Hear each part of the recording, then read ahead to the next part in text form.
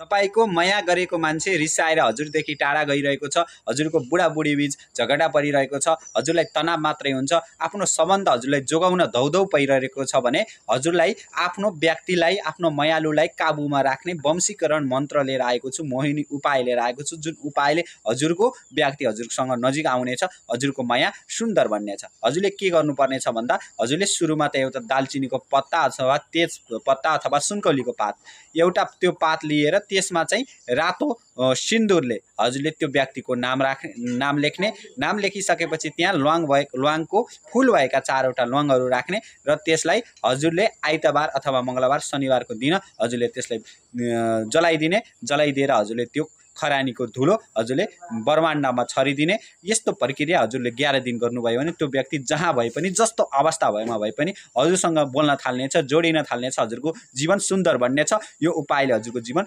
एकदम सुखमय बित्नेछ। र हजुरका केही समस्या छन्, हजुरका ग्रहहरू देखाउनु परेको छ भने हजुरले टिकटकको बायोमा फोन नम्बर राखिदिएको छु, व्हाट्सएपमा जोइन हुनुहोस् र टिकटकको बायोमा युट्युबको लिङ्क छ, सब्स्क्राइब गर्न नभुल्नुहोस्। जय शम्भु।